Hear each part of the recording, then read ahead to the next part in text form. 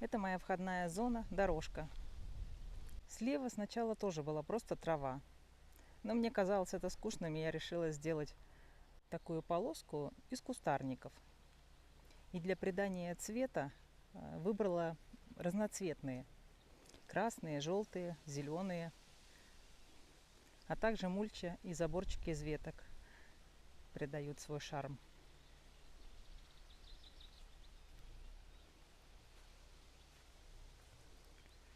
Это моя беседка. И, так сказать, моя парадная зона.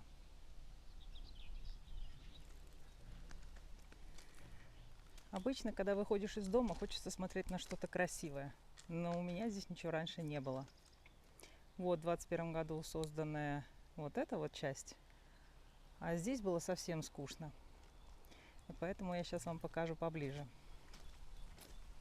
В прошлом году я заказала сюда большую машину земли. Не знаю, видно ли на видео, что тут все-таки такой рельеф.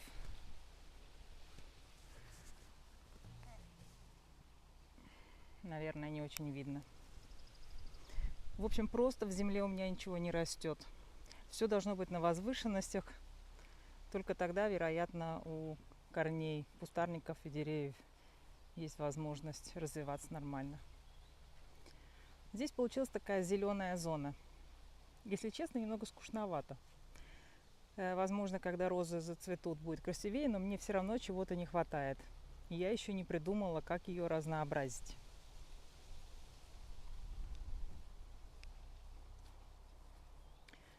Вот еще одну вещь хочу вам показать. Это такой чистокол. Вот эту вот самую горку создавалась она, так сказать, специально, потому что у меня здесь находится септик. И так как у нас весной вода стоит прямо на земле, и, естественно, из септика некуда будет выливаться, и я подумала, что было бы лучше, если бы это было на возвышенности, и тогда ей было куда впитываться, и там земля. Поэтому вот эта горка в 2011, наверное, образовалась здесь.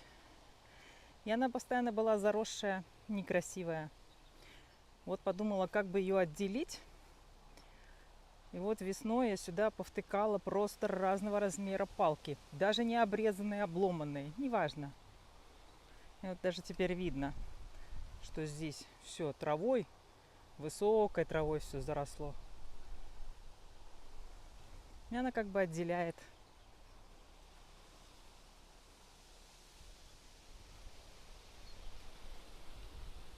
Так, здесь можно в гамаке полежать, в тенечке. И если гости, скажем, в беседке, то и с ними можно отсюда пообщаться.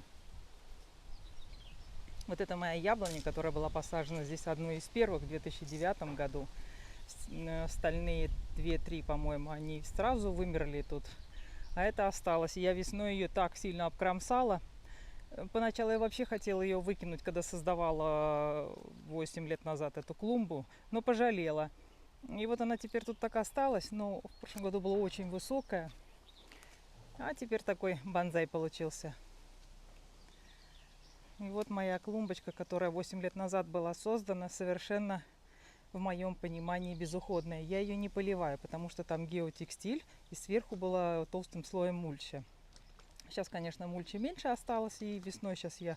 Какой весной? Неделю назад я ее обновляла, досыпала сюда сверху мульчи, бордюр переделывала, потому что он был такой продавившийся. Вернее, не сами камни продавились, а кроты так сильно нарыли, что выпирало все как бы... В общем, попытались они так сильно поднять это все, что вся мульча скатывалась. Я хочу показать вам то, что, ну да, вот сейчас вот немножко увидите, тут уже розы начинают цвести, но представим, что здесь все-таки все зеленое еще. Вот эта вот клумба, сейчас она особенно яркая, потому что желтого цвета много. Летом, конечно, эта желтизна перейдет в салатовый цвет, но все же сама по себе здесь, значит, зеленого разного цвета, разных оттенков. Здесь зеленый такой, голубоватый, желтоватый. И это самая такая база, плюс камни, плюс мульча, что для меня она создает красоту.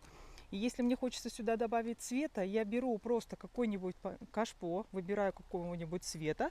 И раньше у меня вот в этом месте, вот здесь на камушках, ну, квоники были чуть-чуть поменьше, стояла это кашпо. В принципе, даже в прошлом году стояла. И я могу даже сейчас поставить и показать вам, как это смотрится. Сзади у меня теперь посажена белая роза. По центру роза и там с краю. Но сама клумба смотрится уже хорошо, даже если сюда ничего не добавлять. Кто любит монохром, то в самый раз. Сейчас покажу, как будет выглядеть кашпо. Кашпо, конечно, маленькое, но если бы оно разрослось или изначально сделать его побольше, то это и есть такая точка, где откуда, ну, для яркости точка.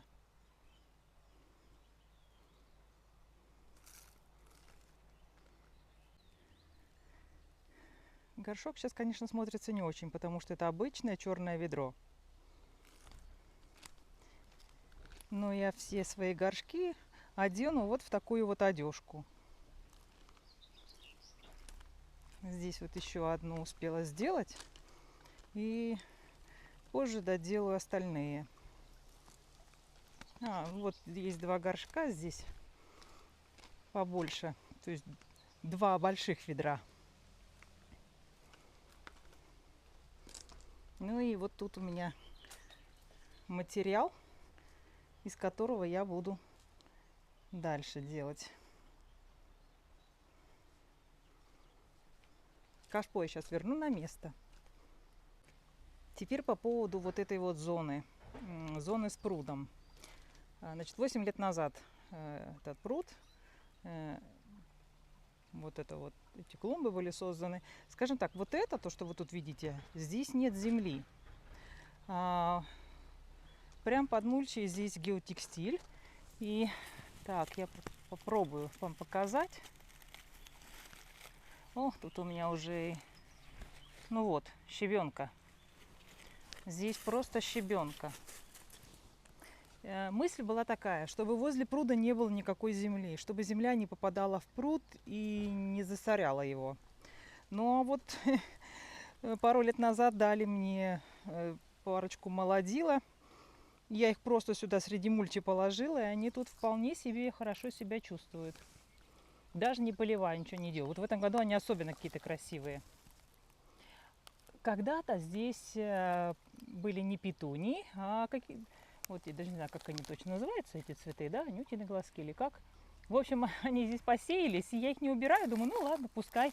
Иногда они тут разного цвета появляются. А здесь в этом году появилась даже маленькая спирея. Вот пока пусть растет, там видно будет. Посмотрите, даже земляничка откуда-то взялась.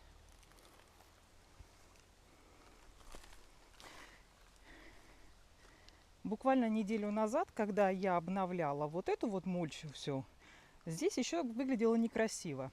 Но достаточно только того, что вы возьмете, просто перемешаете слежавшуюся мульчу, перевернете, перемешаете, и она будет смотреться снова свежо. Так, хочу показать вам вот эти вот спиреи Грефшейм. В этом году я их очень жестко обрезала. Они тут больше 10 лет, наверное, лет 12 уже растут. Развалились, и за эту зиму, ну, просто совершенно они уже были по земле. Что я вот тут сделала? Покажу вам фотографию или кусочек видео, как я весной их обрезала. Так, и если мы сейчас посмотрим, вот, смотрите, приросты новые на вот этих вот обрубках. Я просто сантиметров 60, наверное, 70, не знаю точно. Вот, посмотрите, я их обрубила, и пошли новые приросты. То есть теперь этот каркас, он как бы более твердый будет, не будет ложиться. И я думаю, что к середине лета, максимум к осени, они обрастут и будут совсем шариками уже. Так что придется потерпеть. Здесь травы не было уже вот по эту вот Ногу видно? Вот до сюда. Не было, вот кусочек травы был, остальное было все черная земля. Ничего здесь не росло в тени. Весной я туда и семена травы, и особенно белого клевера. Мне очень нравится клевер на самом деле. И вот он тут прорастает. Ой, у нас такая засуха на самом деле. Я тут уже несколько дней пытаюсь поливать чисто так называемый газон, траву, чего я раньше не делала. У меня просто даже насос раньше так не работал, вырубал постоянно. А теперь решила все-таки попробовать. Так, что касается этой зоны. Значит, обрастут они обратно, эти спиреи. Но здесь всегда было как-то скучно. И плюс это теневая зона. Ничего здесь под деревом, это у меня вишня, не растет. Захотелось мне что-то такое. Хосты нет. У меня очень много улиток. В первые годы, когда я тут что-то пыталась сделать вообще на земле, они сжирали все, то есть все хосты были съедены. И все, с ними я уже распрощалась. Так, попробовала купить осенью и посадила пахизандру. Не знаю, как она будет тут разрастаться. Плюс я все-таки сейчас немножко кашу. И посадила осенью 5 папоротников. Так вот, вот эти вот папоротники на зеленом все-таки очень скучно смотрятся. Но пока они не разрослись, вот когда они будут большие, возможно, это будет симпатичнее место. Но сейчас я вам покажу, где они мне нравятся. Но пока мы туда еще не дошли, вот покажу вам место, где мы делаем костер и шашлыки. Такая маленькая тут дорожка. И скамеечка с розами образовалась здесь теперь. Про розы пока ничего я вам рассказывать не буду. Вот моя горка. И вот они, мои папоротники. Посмотрите, как они шикарно смотрятся на фоне оранжевого. Зеленые, жирненькие, на коричневой мульче. По-моему, просто шикарно.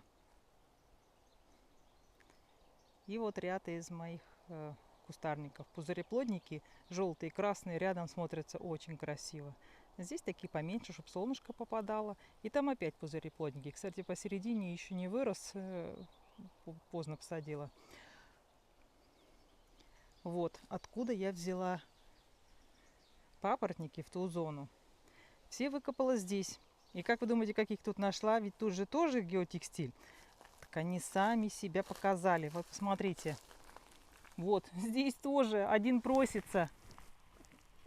Его надо вырезать и пересадить. И еще один. На тот момент я вырезала все. Но прошло буквально там недели. И оказалось, что тут еще 2 есть. Вот это тоже тут.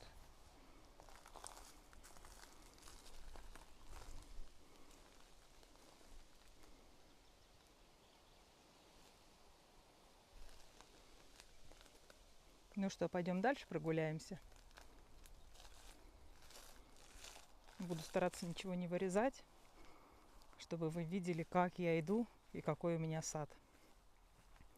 Ах да, вот здесь елочки маленькие, вот большие выросли, а были, которые, видать, не прижились, я позже сажала их сюда. Вот там еще. И поэтому посадила сюда туи, чтобы как-то отгородиться от соседей. Забора на то время еще не было. Они поставили забор уже после того, когда я туи посадила. А вот здесь тоже эти ивы, они выросли такие большие и стали уже клониться. Я их обрезала, из них сделала большой забор из веток. Туда мы еще дойдем.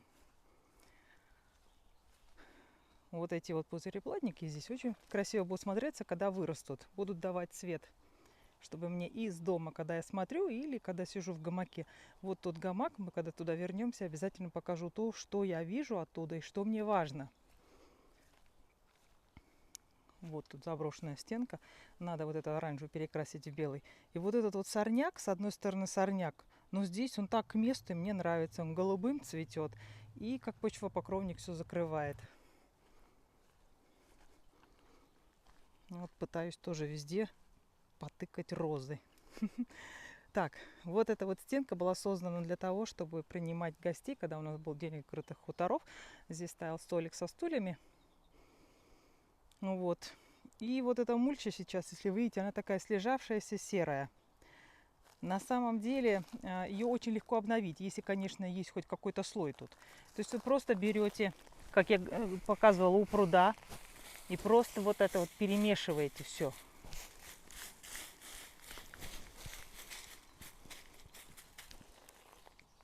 И она смотрится уже гораздо лучше. И вся такая будет свеженькая и красивая. Вот пузыреплодники сейчас растут не очень. Знаете почему? Ну потому что у нас после таяния снега так и не было дождей. То есть все, что растет вот под геотекстилем, они там добывают еще себе влагу. Я поливаю то, что не под геотекстилем, розы или свежепосаженные. А тут вот еще барбарисик один вырастет большим кустом. А сюда можжевельник посажу. Вот в этом отверстии здесь была красная смородина, извиняюсь. Здесь рядом, здесь была черная смородина. В общем, они мне не нравятся, когда они осенью, они очень некрасиво выглядят, такие страшные листья уже. Поэтому вот эту зону я собираюсь тут немножечко подкорректировать мульчу. Это вот эти бугорки, это все кроты нарыли. Там очень вкусная земля. Сюда я стаскивала и листья перед тем, как геотекстилем покрыть, и даже от кашпо вот, землю, которая там была с удобрениями для цветов. Вот туда елочку, сосну, вернее, посадила, чтобы дать какого-то зеленого цвета весной. Вот здесь рябинник рябинолистный очень шикарно смотрится. Мне очень это нравится, быстро растет, и он такой с верхушки разноцветные. А вот эта зона, ну просто ни о чем. И я ее, кстати говоря, постоянно вижу именно с этого гамака, где я сижу, и мне это очень не нравится. Ой, вот тут, примерно тут, по центру, здесь была когда-то клумба с многолетниками. В общем, об этом история теперь умалчивает. Кое-какие кустарники я посадила, пытаясь как-то закрыть весь этот некрасивый вид. И у меня возникла идея сделать здесь вот такой же дугой из обрезков всяких разных досок заборчик. Вот прямо такой совсем разный. Покажу, где у меня хламчик лежит. Ну и тут вот бардачок такой, откуда я периодически беру и что-то из этого делаю. Там, например, чурки старые, ветки. И, кстати, вот тут есть еще всякие доски разного размера, из которых я планирую сделать заборчик и покрасить его в белый. Вот оттуда я возьму и покрашу это в белый цвет, запрятав, так сказать, и только верхушки зеленые будут видны.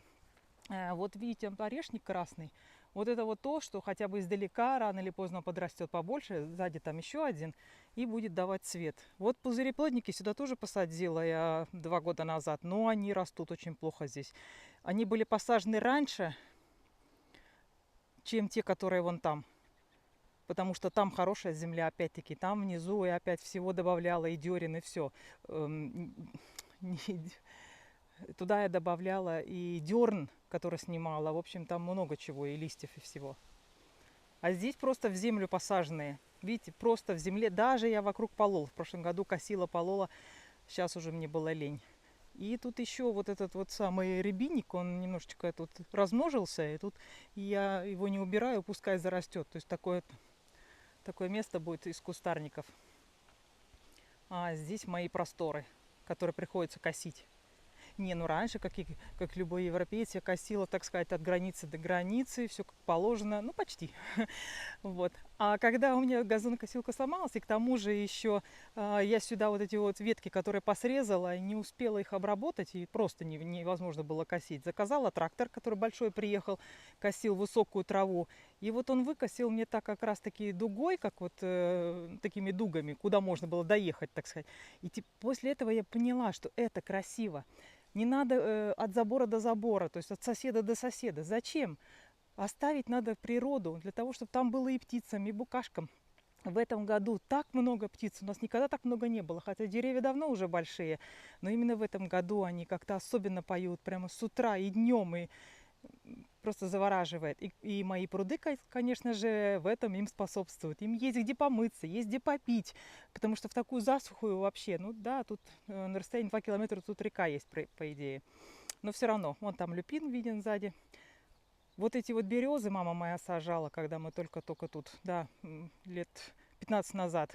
Вот они уже такие большие выросли.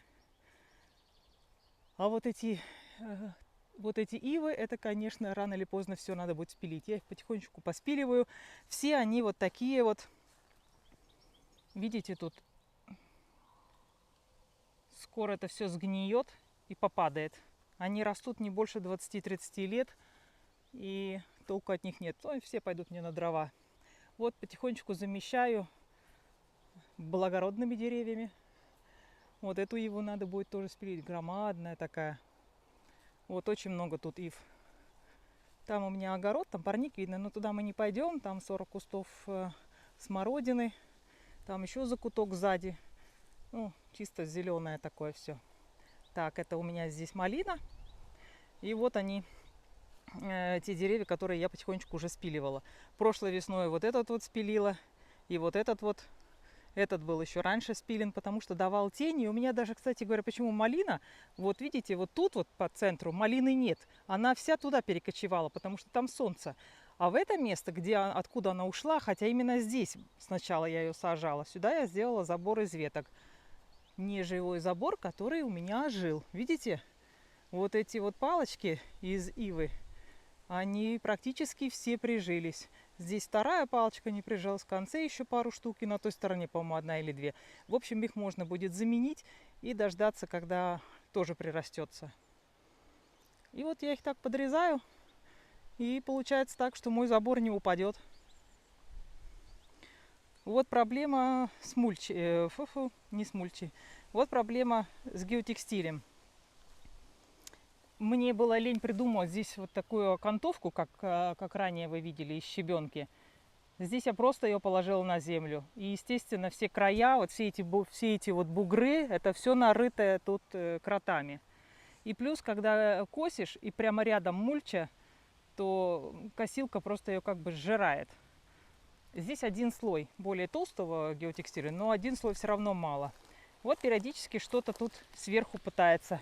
Хотя, если мы говорим о пырее, то он, к сожалению, прорастает. Через один слой свободно, бывает даже через два. Поэтому я даже не скажу теперь. Скорее всего, это именно проросло насквозь. А другие, вот если мы смотрим одуванчики, одуванчики не прорастают, одуванчики сверху сеются.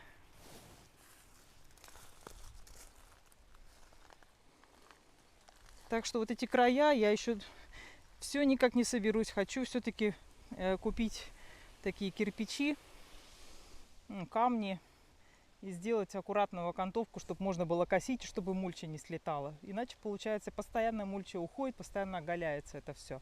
Очень некрасиво. Вот здесь мое новое изобретение. Так, здесь вот эта же окантовка вырыта для того, чтобы сюда загнуть геотекстиль. Где его еще не хватает, туда я обязательно его доложу. И доложу так, чтобы он... так, как бы мне вам показать. Вот, видите, вот так, чтобы здесь вот так вот были камни. Ровно, вровень с уровнем земли ставлю этот геотекстиль и засыпаю все камнями. Во-первых, чтобы кроты не могли поднять эту часть и не могли здесь поднять. То есть вот я вам покажу, посмотрите. Вот здесь вот только недавно посажено. Что здесь происходит? Кроты нарыли. То есть везде, где только есть где-нибудь какое-нибудь отверстие, они обязательно тут роют. И портят. А тут натягиваю. Вот тут бугорок. Бугорок здесь, потому что крот там нарыл. Стараюсь геотекстиль это максимально широкий брать, натягивать. И там, где шов, туда больше выкладываю камней. И у кого кроты, те, наверное, знают, что просто и от них просто не избавиться. Я их столько ловлю, еще 6 ловушек в этом году прикупила. Но пока они, вот как видите, здесь нет. Это у меня с прошлого года, когда копали мне этот участок, тут от трактора осталось. Но нету кротовин, не видно, не видите? Но они все вот тут, вот возле посадок. Почему? Потому что очень сухо, не хочет крот вот это вот твердое все рыть. Но там, где я уже стала поливать, уже к утру маленькая кучка образовалась, где газон поливала. Так, в основном здесь у меня, значит, хвойники. Сейчас хвойники. Немножко не по такой системе, как я возле беседки делала. Ну, будем надеяться, что будет более-менее нормально. То есть купила, пошла в магазин, что увидела, что подешевле, то купила, то понатыкала. Ну, вот как-то так. И теперь буду думать, красиво или некрасиво. Ну, будем надеяться. Здесь, конечно же, не хватает каких-то там кустарников невысоких. Вообще, у меня идея была все камнями застелить и почвопокровников посадить, чтобы они разрастались. Вот у меня там кое-какие закуплены с прошлого года, некоторые вымерли. Ну, в общем, буду что-то придумывать. У меня точной идеи, как это все должно выглядеть, нету. Так примерно. Вот так и будем смотреть, что получится. Конечно же, не 100% будет везде камень. Где-то я добавлю мульчи, чтобы тоже как-то разнообразить. Для меня главное контраст. Вот посмотрите, какие светлые, практически белые камни. Здесь, вот, кстати, на этих камнях, если добавлять сюда камни гранитные, тогда гранит смотрится красиво. А вот гранит на старой серой мульче, я вам покажу сейчас скоро, уже смотрится не очень. И туда вы как раз-таки именно вот эти вот белые камни. Прям очень красиво, когда контраст. Представляете, тут зеленое, что-то красное и белое. Очень красиво все тогда будет смотреться. Здесь как бы дорожка. Изначально вот именно только здесь планировала. Так, отойду назад. Давайте так, вот через эту зону, когда проходишь, вот тут дорожка, и попадаешь сюда, типа тоже на дорожку. Тут дорожка, и она идет туда, к пруду. К пруду, ну да. Потом я подумала, что слишком большими кругами ходить, я там даже не хожу, и у меня возникла идея сделать здесь тоже как бы дорожку. То есть там не будет такого точного очертания. Я в Пинтересте насмотрелась таких фоток, где вот щебенка мне, кстати, не нравится. Вот у меня даже щебенка, она смотрится все-таки как бы искусственно. А вот такой камень, мелкий, покрупнее, ну очень натурально смотрится. И вот это будет примерное место, но в принципе, если оно и по краям будет засыпано все, то есть она не будет ровной какой-то такой ширины дорожкой, просто где-то посадки ближе, где-то дальше будут от дорожки. Ну что я вам объясняю? Вот когда создам, тогда и покажу, правда? Так, покажу вам вот эту зону. Это для рододендронов и для любящих кислую почву, скажем так. У нас продаются такие блоки, из которых можно сделать любую форму окантовку. А по центру я засыпала кислый торф. Этот рододендрон у меня успешно перезимовал, но потом подзасох и начал болеть. В общем, я не знаю. Может, он вымирает уже, хотя вроде бы там новые ростки пошли. Я собираюсь его отсюда убрать. И посажу другой, который у меня вовсю цветет за домом. Увидите, очень красивый. А этот посажу куда-нибудь вон туда, вдаль на куличке, в полутень. Думаю, он там выживет и будет расти и радовать меня. Так, какие-то почвопокровники, не скажу вам сейчас название, все позабывала. Это кальмия, если она по-русски так звучит. Так, на торф попритаскали мы с мамой в лесу, взяли этого хвойного лесного опада, все, что было, соскребли. И если поливать здесь водой, то очень лесом пахнет. Так, чтобы меньше испарялась тут это вот все, эта вода. Вот свои старые какие-то чурочки какие-то там, именно те, которые я не могу в свою печку запихнуть. И вроде как жалко даже в костре использовать. Я их вот сюда вот так вот и принесла из леса мох. Думала, приживется. Смотрю, нет. Но ничего, я еще принесу, и именно даже в таком виде мне нравится. Одну ветку вот просто положила. Это у меня типа для тени, хотя на самом деле сейчас они тень, конечно, не дают. Надо конкретно возле каждого рододендрона еще повтыкать всяких палочек, и тогда они будут давать хоть какую-то тень. Потому что, честно говоря, это солнце здесь. Для чего я посадила сюда вот эти вот сосны? Чтобы они подросли, и именно они давали тень. А до этого, конечно, придется как-то притенять палочками и чем угодно. Так что вот что-то такое. Так, края все еще тоже не сделано. Как много еще не сделано. Так, вода страшная.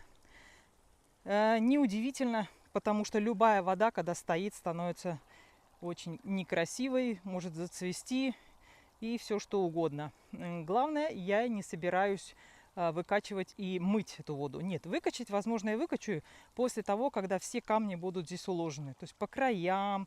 Вот видно, что там по краям только один краешек в один слой и все. А все дно, то есть все должно быть в камнях.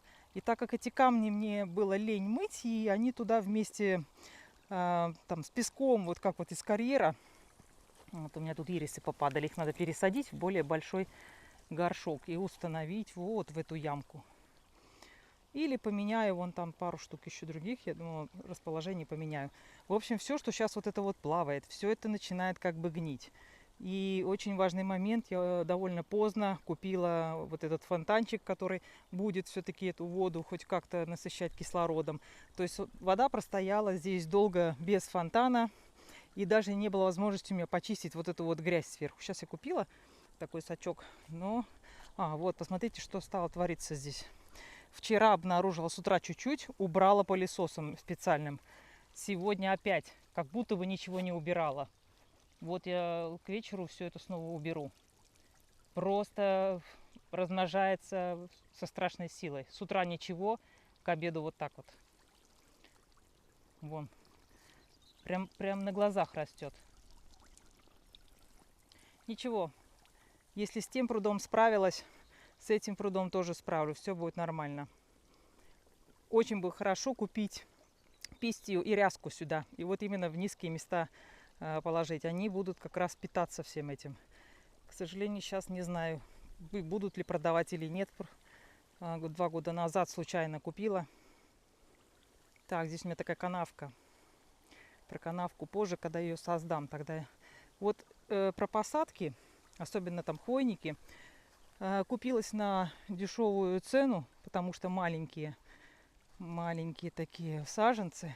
Но, смотрите, очень маленькая. Ну что она тут? Сантиметров 15 максимум.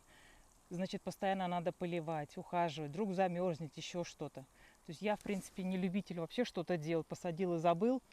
Вот если вот с этой вот елочкой, этой хупси, ничего не случится, потому что у нее был нормальный горшок, тут еще и геотекстиль.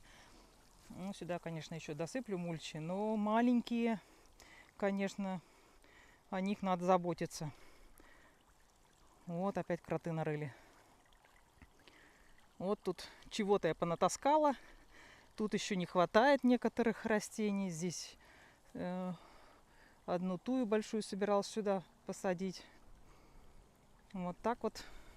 Здесь дорожка тоже заросло. Все это нужно будет еще приводить в порядок. У меня отпуск, очень надеюсь успеть сделать. Так, что у нас здесь? Здесь-то у нас пляж. Сначала в карьере были только вот эти камни, покрупнее которые. Потом выяснилось, что они стали производить и такие маленькие. Я решила все-таки мелкими засыпать сверху. Так что здесь мы с дочей загораем. Слушаем, как фонтанчик работает. Так, вот по поводу камней, которые я говорила вам. Вот смотрите, здесь такая старая мульча. Здесь не переведено еще в порядок. Надо подсыпать, где-то перевернуть ее. И вот обычные гранитные камни. Ну, вроде бы их видно, но вроде и не очень. А вот если представьте, вместо этих камней на мульче будут вот такие вот белые. Вот один камушек тут затерялся. Такой хороший контраст. Я вообще любитель контрастов. Если зелень, значит должно быть что-то рядом такое белое, такое коричневое. Вот эти вот, как их там, не помню. В общем, у нас в Таллине в больших садовых центрах нигде такое не продают. Я привезла это в прошлом году осенью с командировки с юга Эстонии. Там прямо весь город озеленен ими. То есть рядом посажены пузыреплодники.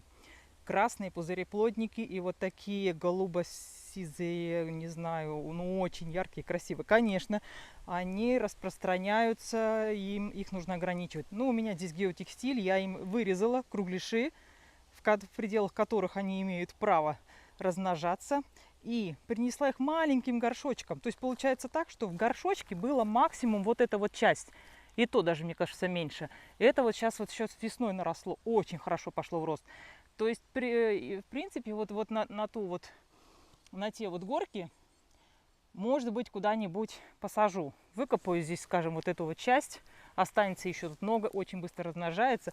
Растет так, сейчас она у нас, сейчас скажу, ну, сантиметров сейчас, наверное, 40. Но она может, я не знаю, может быть, даже и до метра вырасти. Где-то такие вот они, ну, если более жирные, и поливать. Вообще они не боятся совсем засухи, они вообще возле моря растут. В то же время они не боятся воды, потому что они тогда более мощно растут. То есть ни холода не боятся, ни жары не боятся. Идеальные просто. Название я вам напишу. Откуда-то пересадила вот эту спирею. То есть она где-то мне мешала, что-то я вместо нее сажала и сюда положила. И точно так же два этих, ну вы поняли. Так, здесь раньше было вот так вот раз, два, три куста черной смородины. Вот поэтому тут все так вот изрезано, вот этот вот геотекстиль, потому что тут прям куст вырезала. У меня возле огородной зоны, там возле парника, там еще 40 кустов всего.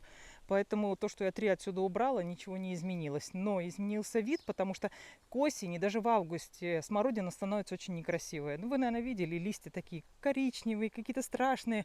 В общем, ни о чем. И тем более так сильно падают тут эти листья, что тоже было некрасиво. Решила попробовать сделать здесь зону роз, чтобы вот если я оттуда из окна смотрю, вот из этого окна, из этого смотрю, это вот у меня детские комнаты, чтобы мне было что-то красивое видно. Плюс я оттуда, конечно же, вижу вот эту вот зону. Я вижу вот этот вот пруд, вижу вот там возле забора розу. В общем, есть на что мне тогда смотреть. То есть, если я не на улице, то хотя бы посмотрю. Так, здесь шалфей. Видите, какой он еще маленький. Ну, потому что у нас тут... О, кстати, начнет цвести скоро. Потому что у нас тут довольно долго заморозки. Вот после тех последних заморозков, когда у меня и штамбовая роза вымерзла полностью, то есть, ну, может, она живая, я ее пересажу куда-нибудь в кашпо и буду пытаться вырастить дальше. В общем, все встало в росте. Все листья были пожухлые, начинают сейчас обрастать. Так, здесь у меня для почвопокровников еще какой-то посадочный материал. Что-то у меня, конечно, уже вымерло еще, но, видать, не перезимовала. Вот лаванда красивая. Тоже хочется вот эту лаванду красивую определить куда-нибудь туда на горку. Так, здесь я вам покажу. Вот, ну, конечно, вот этот желтенький можжевельник красивый. Это тот же самый, что вон там желтенький прям видно. Но он будет потом все-таки более такой салатовый, зеленый обычный. Вот здесь 2 спиреи, одинаковые спиреи, но вот этот вот поближе, который вы видите, это я обрезала вровень с землей весной. Второй я не обрезала, потому что собиралась просто выкопать. Это, правда, самый высокорослый. Как я его буду теперь выкапывать, конечно. В общем, хочу вместо него розу посадить. Розы у меня в парнике, бедные ждут, когда я их пересажу. Руки ни до чего не доходят. Беру большие проекты для себя, думаю, я сейчас быстренько сделаю. Так, вот эта вот елочка, вот такая самая некрасивая из всех моих посадок, так сказать. Вот такая прямо дряхлая. Тут она полутень еще, но она как-то что-то оживает, но, в общем, плохо. Поэтому, скорее всего, все-таки надо ее убрать. Точно такая же здесь на горке. Но здесь она чуть-чуть в лучшем состоянии. Хотя тоже, если посмотреть сзади, есть такие места, которые как погрызанные. Но сейчас уже подзарастает. Каждое лето я думаю, смотрю, так подзаросло, может, не стоит убирать. Каждую весну смотрю, опять никакое. Ну вот как-то вот так вот и идет. В общем, она тут самая страшненькая. Вот эта елочка просто красота. Название не знаю. Вот очень медленно растет.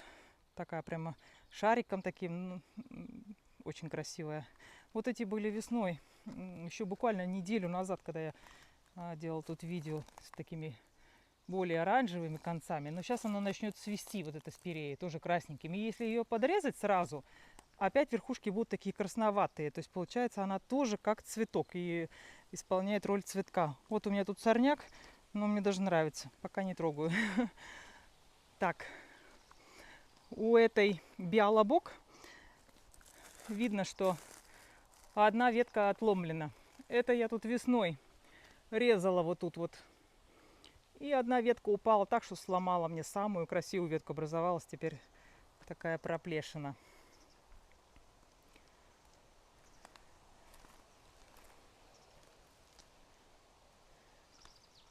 Вот что по поводу горшков. Как их делать, я покажу в другом видео. Как очень просто любой страшный горшок. Знаете, у меня, кстати говоря, были горшки и 5-литровые из-под огурцов. Вот точно так же задекорировать, и будет стоять все просто прелесть. воды сейчас здесь мало. Но я когда создавала этот пруд, по идее, идея была такая. Я где-то в журнале увидела, что... Так, отсюда встану. Мне кажется, слишком это солнце светит. Увидела в журнале, что воды мало и все камушки на дне видны. Мне так понравилось. Думаю, зачем делать глубокий? Мне главное, чтобы вот фонтанчик был и какая-то водная гладь. На данный момент здесь мало воды, надо подлить. И есть один, конечно, ну как сказать, минус, не минус. А где-то край какой-то, где-то край продавился. То есть уровень был бы еще выше. Даже если я залью, не получается тот уровень, что был изначально, потому что где-то какой-то край продавлен. Надо камни поднимать и проверять. Поэтому, когда создаете пруд, оставляйте эти края, во-первых, с запасом в длину, во-вторых, попытайтесь их не ложить вот так вот плашмя через горку, как я. Потом это все продавится, вот эти края, ну, если особенно камни. А вот как-то, чтобы так они остались кверху, и вот просто задекорировать этот край между камнями, тогда, возможно, будет лучше. Ну, в общем, я постараюсь найти это место. Мне кажется, что вот там я часто чищу этот наконечник. Вон птички прилетели. Кстати говоря, вот мои пруды, особенно этот, очень дружелюбный для них, потому что они подлетают и прямо вот там, вот видите, туда, она прямо туда, в душ пошла, наверное. Сейчас напугали, наверное, ее. Очень тут много птичек прилетает.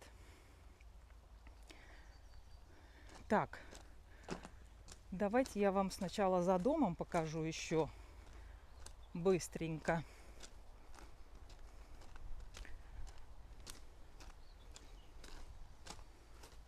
Вот здесь мой тот рододендрон, который ждет посадки. Вот дорожка. Показываю, как есть, заросшая. Она немножко неправильно была сделана. Это было сделано не мной. Здесь в самом низу под щебенкой, во-первых, здесь песок, потом верхний слой щебенки. И то, здесь, видите, это из плетника, а здесь гранитная. Очень не люблю гранитную крошку. Вот смотрите, сейчас пойду и слушайте. Она скрипит. Мне ужасно не нравится, когда скрипит. И, ну, как бы, как сказать, она такая вся рассыпчатая. Когда ходишь вот по вот этой, по ней идешь тихо. Она вот уложилась, улеглась, как-то притрамбовалась, все, по ней тихо идешь. А вот по той скрипучей, так вот, что по поводу зарастания. Во-первых, потому что песок там, и любому растению проще тогда прижиться в песке, чем в щебенке. И получается, мне ее чаще надо чистить, но ее я как раз-таки, эту дорожку, чищу очень редко. В лучшем случае раз в год. А бывает мне так лень, что я пропускаю. В прошлом году я вроде пощипала здесь немножко, но вот очень некрасиво смотрится. Так что я ее приведу тоже в порядок. Вот, это наша баня. Ею пользовались, когда воды не было в доме. Каждый день топила баню. Теперь стоит, я даже открывать не буду, потому что там уже все такое заброшенное. Печка, конечно, есть. Так, вот это моя горка, когда сюда раньше всякие дерн свозили. В общем, как-то образовалась она здесь. И за баней вот это вот место все не давало мне покоя. Постоянно зарастало, было очень некрасиво.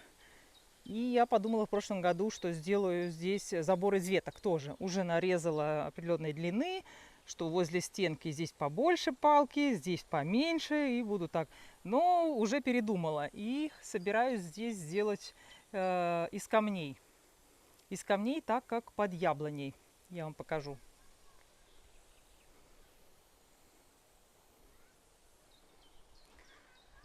Так, здесь у меня еще такое пространство, которое кашу, там вдалеке соседи видны.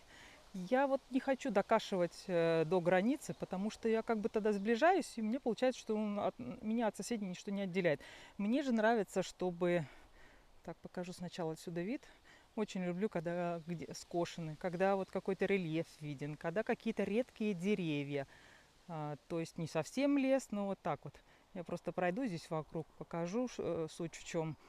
Что до границы там еще несколько, ну не знаю, 10-20 метров, и уже даже траву не кашу, чтобы вот это была для меня приватность, потому что они почему-то косят от границы до границы, ровно свой гектар, даже залазят на соседский участок за забор. Ну, у каждого, да, свой подход. Вот тут когда-то были мои животные, кролики, куры, козы. В общем, сейчас мне никого нет. Так, и вот поэтому мне тут такие небольшие зигзаги. Здесь я сейчас не косила. Это было неделю назад скошенное. Представляете, ничего не выросло. Вообще здесь у меня растет здесь все как на дрожжах. Это первая такая весна, именно весна. После таяния снега у нас не было дождей. Ни одного такого дождя, чтобы напитать землю. Если так вышло, покапало, то есть вообще ни о чем бывало. Ну, уже давным-давно даже такого нет. Поэтому даже я решила поливать свой газон, чтобы вот то, что вот эти проплешины, чтобы это все начало зарастать все-таки травой. Иначе у нас еще обещают жару, и все будет совсем плачевно. Вот нравится вот такой вот вид. Вид, когда вот с одной стороны, с другой стороны не кошно и какая-то дорожка куда-то. Ну хорошо, давайте я вам быстро покажу. Вот у меня тут мамин огород. И вы увидите, ну, огород плюс там цветы, что стиль у нас совершенно разный. То есть, когда я начинала, я делала точно так же. Мы ж никто никогда не видели, как можно. То есть, вот такого, как Pinterest и YouTube, в нашей молодости не было. Вот, вот цветы. Вот обычный такой вот, так сказать, огород, где постоянно надо полоть, поливать, где цветы, многолетники. То есть как-то кустарников не было раньше, ну, сирень разве что. Вот, и тут у меня вот ряды, это все кустарники. Это вот у меня красная смородина, там черная смородина. Огород у меня уже никакой, видите. А, кстати говоря, если уж говорить честно про мульчу, сейчас про геотекстиль, сейчас я вам покажу, что может быть, если делать неправильно. Так, запущенный. 2 года назад был красиво созданный. Вот где края видно, что геотекстиль выше. Тут вот такие некрасивые места. Так, суть в чем? Здесь один слой, довольно не толстого. Там, где у меня 2 слоя было, вот я показывала, здесь один слой. Потом мульчи, как говорится, кот наплакал. И если вы вот это вот положили и забыли, то, естественно, у вас будет вот так вот. Если вы поставите более толстый слой геотекстиля, 2 слоя, если вы нормально туда насыпите мульчи сверху, как положено, сантиметров там 10 должно быть, ну хотя бы 5. То есть, а тут у меня местами, мне просто не хватило, где-то чуть-чуть подсыпала. И просто вот забыли, как здесь тогда так. И если появляется где-то какой-то там маленький сорняк, проходя мимо, вы его просто убираете, то есть единичные. А вот так на 2 года забыть, ну, конечно. Во-первых, они прорастали. Большинство проросло сквозь вот этот вот геотекстиль. Этот геотекстиль, ну, вроде бы ничего смотрится, но для моих полевых условий, для моей вот этой вот целины, вот посмотрите, вот что здесь. Вот в эту вот целину я создавала свой вот сад. То есть, да, здесь скашивала с трактором, но в принципе вот он пырей. То есть постелите туда геотекстиль, вот у меня тут еще даже кусочек более такого плотного. Но видите, вот пророс. Пырей пророс. Местами где-то вроде еще что-то есть. Тоже как-то хотела сделать какую-то грядку, вот так оставила заброшенную. В общем, огород, вот здесь были грядки. Устала я постоянно все это копать, делать. И даже и не поэтому. Просто все, что я выращивала, я это просто не использовала. Да, в парнике у меня, вот в этом 8-метровом парнике у меня несколько помидор и 2-3 огурца посажены. Все. Раньше я выращивала прям десятками. Ну, несколько десятков я имею в виду. И, конечно же, это постоянно все, ну, никому было не нужно. Сохранить негде, погреба у меня нет. Вода тут везде. Так, идем обратно. Мамины пионы, конечно, красиво. Вот она дорожка, о которой я говорю, мне очень нравится. Вот она вторая дорожка. То есть тут такой островок. Рано или поздно, надеюсь, он тут зарастет более такими высокими. Здесь есть елочки, здесь есть рябинник, орешник. Но не так, чтобы, конечно, вот такими, как вот береза. Да, вот береза, кстати, сама-то здесь выросла, ее никто не сажал. Ой, какая там ветка загнувшаяся. Так, вот здесь вот когда-то был у меня тоже была клумба с многолетниками. которая вся заросла. И в этом году мама мне помогла. Она тут что-то чистила, и где-то даже пионы откуда-то проклюнулись. То есть она, по идее, всегда в траве была в последние годы. Опять мы вернулись к этой новой зоне. И еще раз пройду я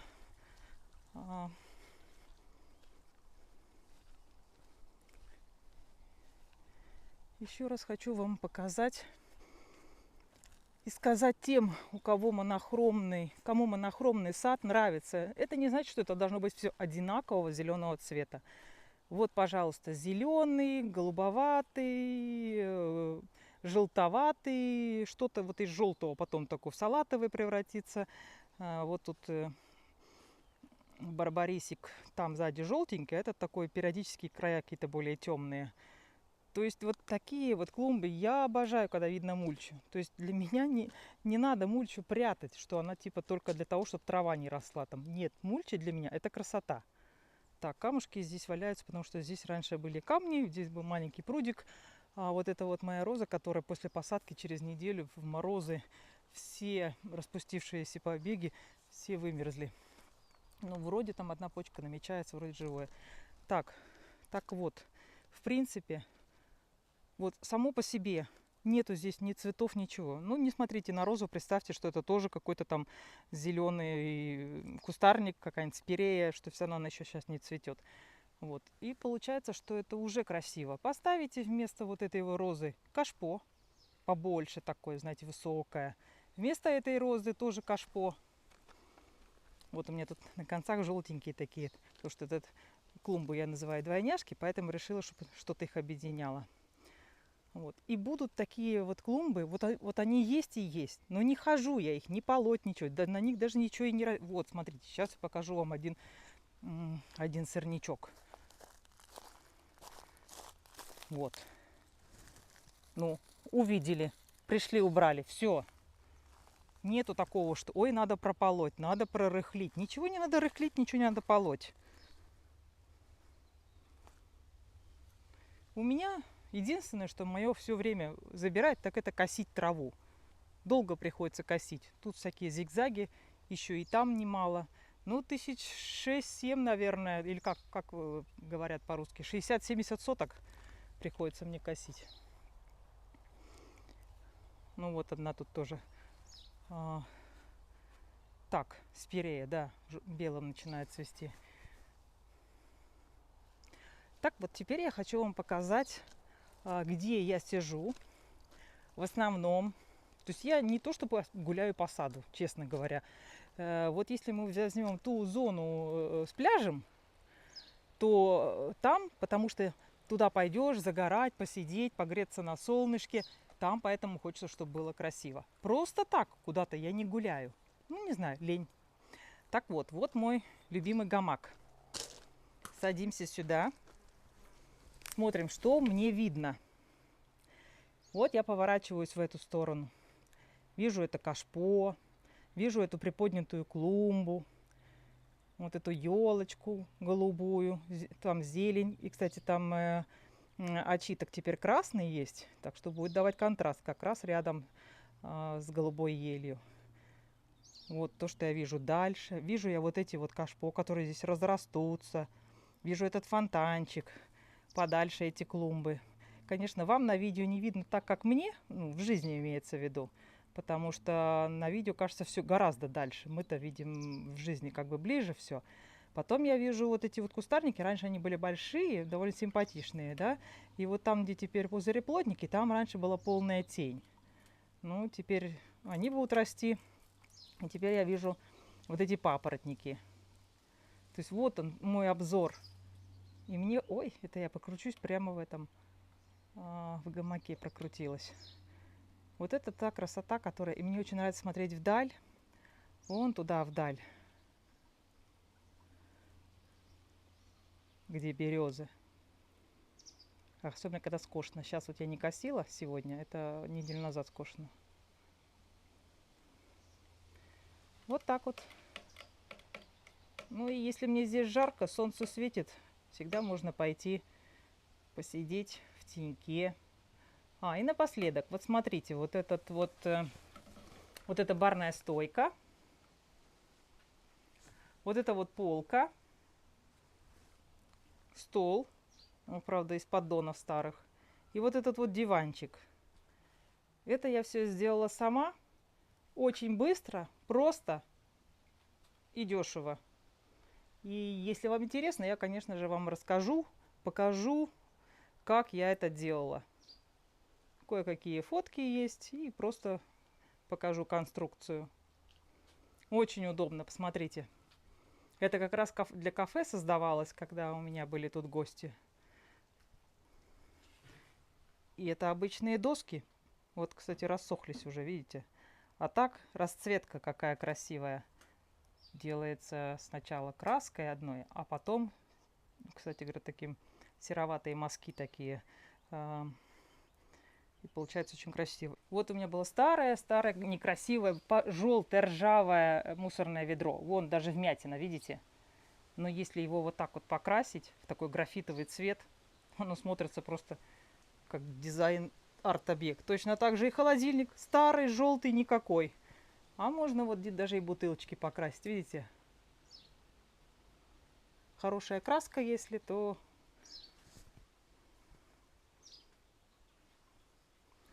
Вот так вот тут можно стоять, сделать себе какой-нибудь коктейльчик. Мне очень нравится. Я, кстати говоря, вчера спала здесь. Так было тепло на улице. Очень удобно.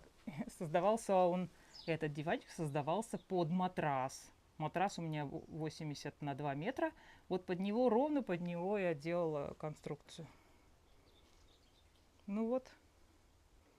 Наверное, пока все. Вот когда все дальше зацветет, прогуляемся еще, покажу, что у меня там нового успею сделать.